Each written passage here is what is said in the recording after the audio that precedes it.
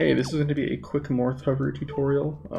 This is the shortest hover, I think, in all categories of hovers, or just all hovers in general. This is the shortest one, but definitely has one of the most complicated setups. Not so much on a difficulty sense, but just like getting used to it and learning it. It's definitely one of the more tricky things to get used to if you don't know what you're doing.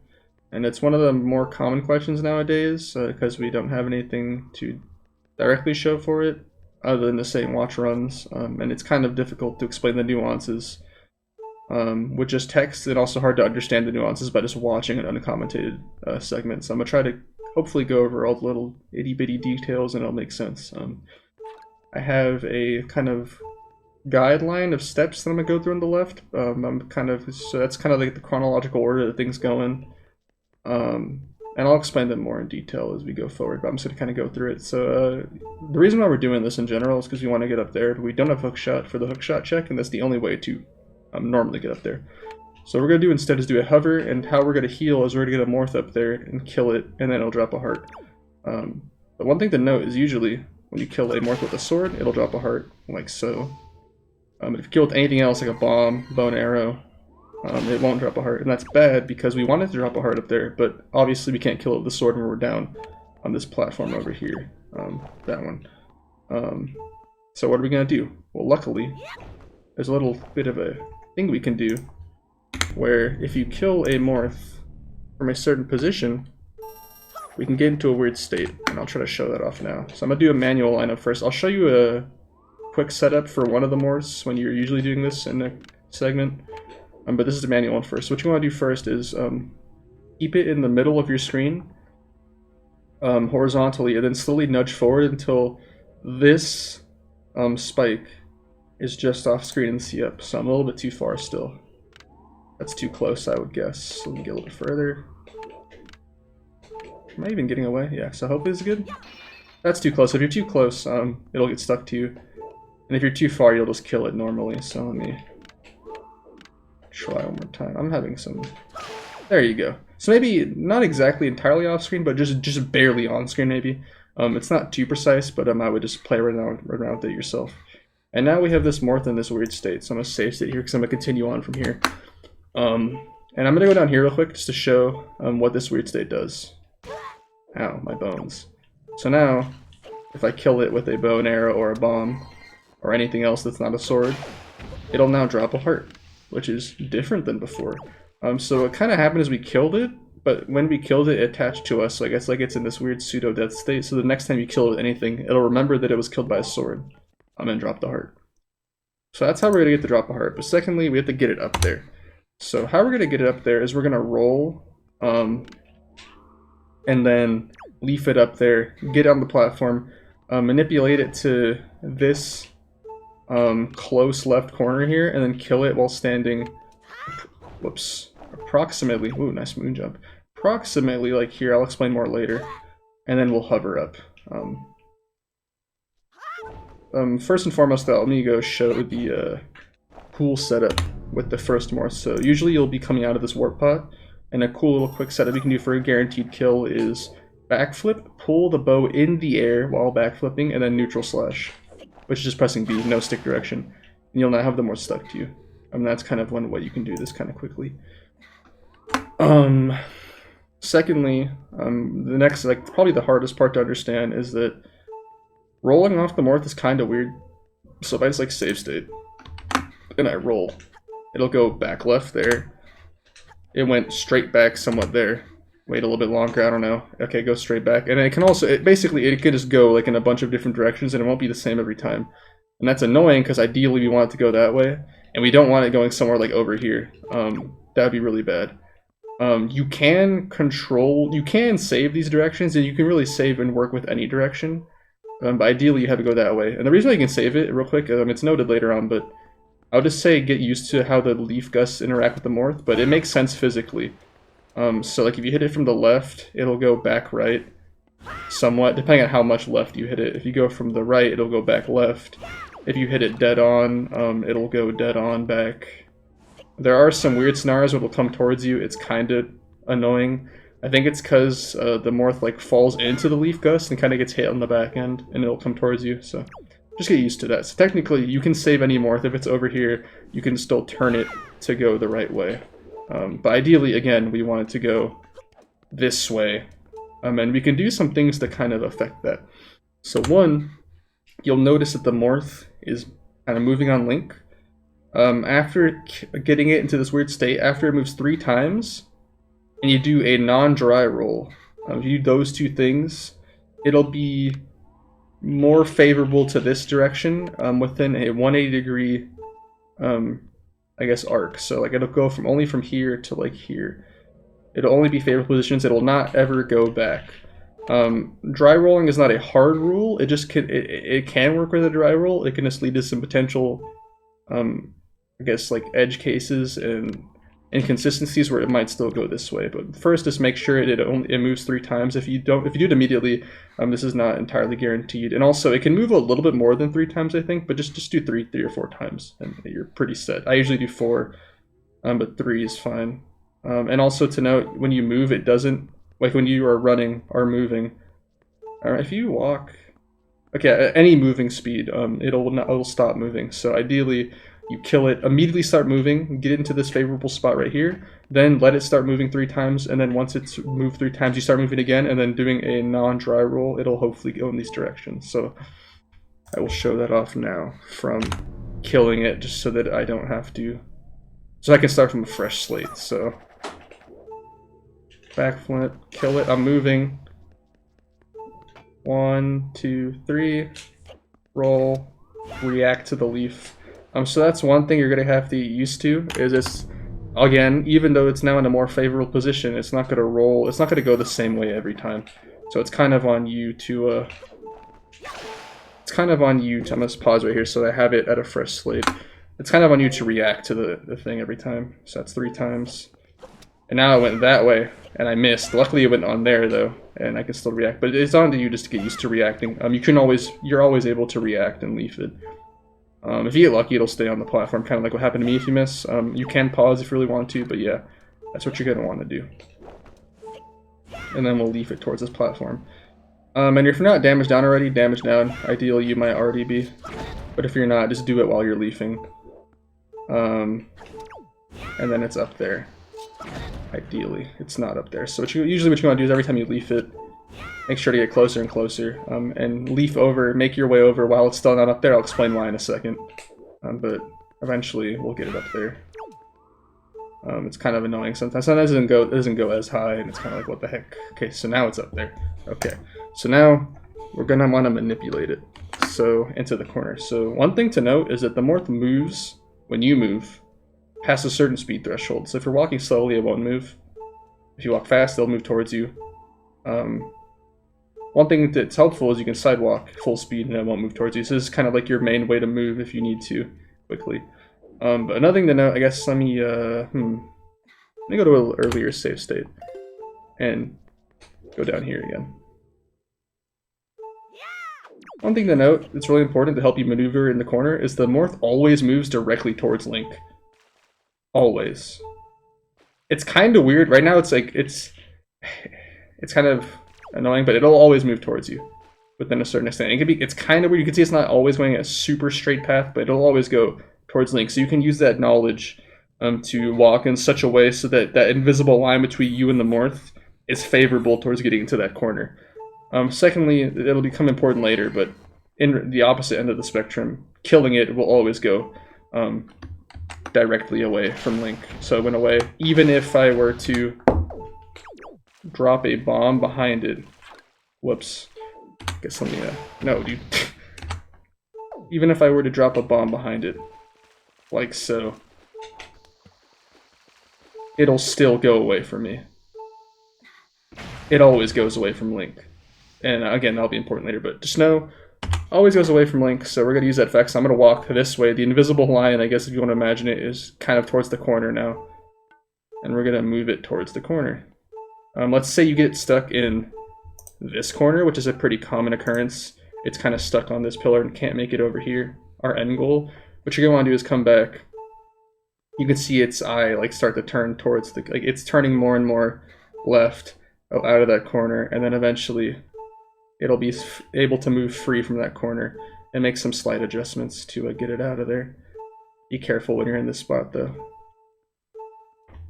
So let's just get it out. Okay, now we have it in this case. What you're going to want to do is sidewalk away and then make its invisible line, its facing direction, go back towards the corner and move it. And when you're making really finer adjustments, it's good to get as farther away as possible. Well, not like super duper far away, and get as close to this ledge as possible.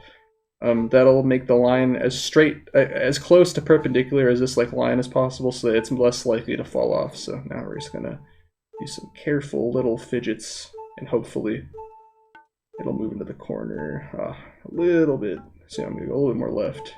You just gotta get used to it. And then this is a good enough spot. It's not too crazy precise. It can be a little more to the right. It can be like super far to the left. It can be like hanging off pretty much. But this is a good position. Again, not too crazy precise. One thing to note before I move on to the actual hover part is that if you were to accidentally make it fall off, like, oh no, fear not, you can just, as long as you're fine, you can just leaf it again, and then bam, you can start doing it again. Another thing to note is, real quick, it can land, how can I explain this? It can land on like this side. Can you land here? Yeah, it can land here, and then it's like super annoying because it can't get to that side and you're kind of screwed. If you're gonna want, I'm kind of too lazy to like manipulate a situation that's happening because it's kind of, the more it's kind of annoying to do with the leaf. But if that were to happen, what you want to do hypothetically is stand like somewhat away from it, move forward so that it excites it off the ledge, I guess, so it like jumps off, and then do a timed leaf to hit it before it falls fully down, because if it falls, you're just screwed. So that's what you're going to do for that. But now we have it in the favorable position, so now we're going to want to do the hover, because we have it in this glitch state we're damaged down, and we can start the hover and kill with the bow to get the heart.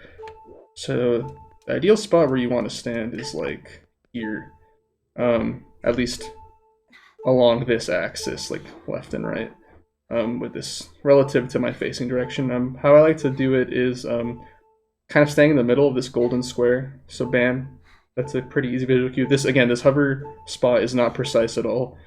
It's just my rough, you can play with it a little bit, but when you play with it, the position more, you have to play with the angle a little bit more. So ideally I just like go in the middle of this square.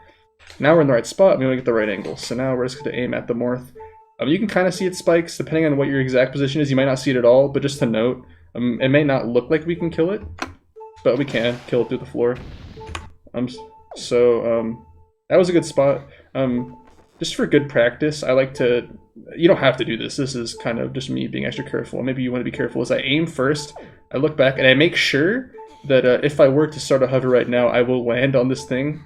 Because hypothetically, let's say you're just like willy-nilly doing it, like, oh man, you can fall off like that when you start the hover, and that's like depression. So you don't have to do the last check.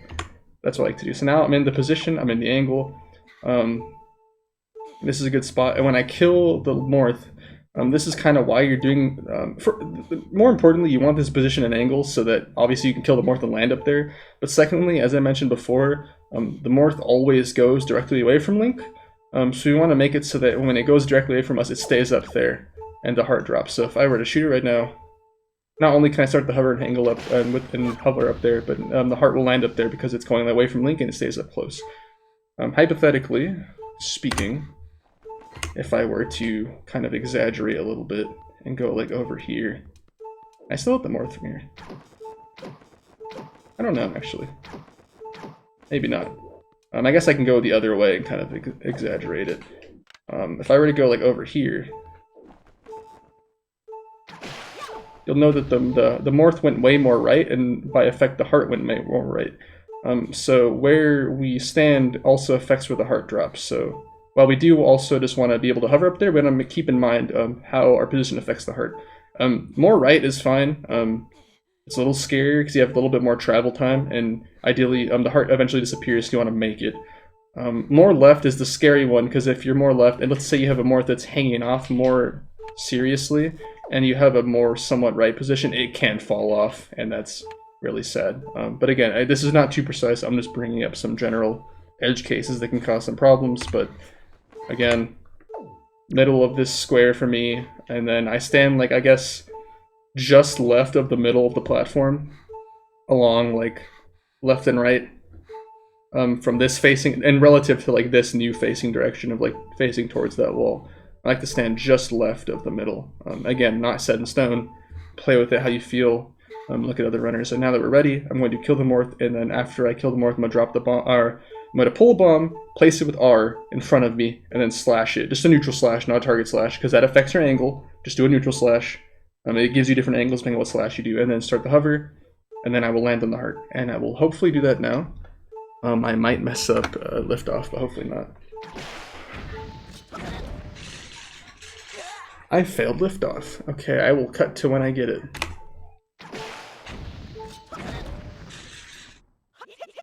Okay, and now I'm going to hover.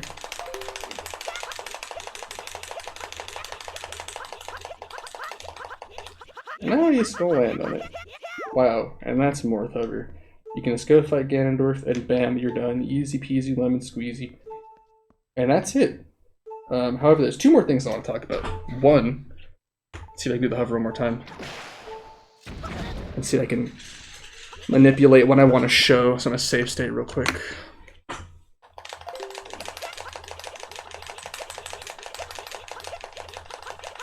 If I were to go high up, huh, I didn't do it there. And I guess I had to be higher, but there are cases where you can be so high, I guess like pretty much touching the ceiling, that you'll gain enough falling speed that you'll hit the heart, but you won't heal in time, and you'll hit the ground, and then you'll just die. I've had that happen to me before. Let me see if I can do it one more time. I might not have been high enough. Maybe this won't happen. Yeah, I just missed that there. You can miss the heart too. Is it really? I've definitely had this happen before. Off the top of my head. Maybe I'm crazy. Huh. Well, it can happen. I guess I just can't recreate it right now. Just note, it can be a case. So usually, to play it safe, just stay relatively close to the heart on the floor. Don't get too close, but yeah. In fact, here it is happening to me right now. There's no audio because this is part of a this is part of the ZSR relay, and this is all I have from that. But you can see clearly that I literally grabbed the heart, like it's in the act of healing me. Like I acknowledge that I picked it up because I felt too fast. It didn't register in time, I guess. So I couldn't recreate it now, but clearly it is possible. So beware. Secondly, you may notice when you do this, you're guaranteed to only have one heart. And if you're familiar with Ganondorf, he does one heart on every hit. So technically, you have to do a no-hit run on this Ganondorf fight. And that's not too bad. That's a whole separate topic. I'm not going to talk about Ganondorf that much, but you might be nervous. And so basically, you can't get hit once or you die. And if you die, you have to do Morth Hover all over again, which kind of sucks. It might just mean you run instead. However, there's something you can do. It's kind of cool. One thing to note is that if you get a Morth on you and you bomb yourself, whoops, it doesn't die. So what you can do is, let's say theoretically, we're starting from this point. You do the setup, let it move 3 times, blah, blah, blah. Roll, leaf the Morth. That's the one we're getting. We grab one on the way. Do the setup, blah, blah, blah. Imagine the Morth's up there. Oh my god, so cool. We're here. Oh my god, the Morth's totally up there. Wow, how crazy. That setup was so cool. We do the hover from here. We hover up with the Morth still on us because the bomb doesn't kill it. We're now here with the Morth, and what we can really just do is get in this corner, do a quick spin, and bam, we have a safety Morth. Another heart.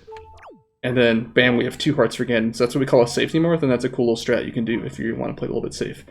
Technically, you can do it with 3 Morths, or, well, in total.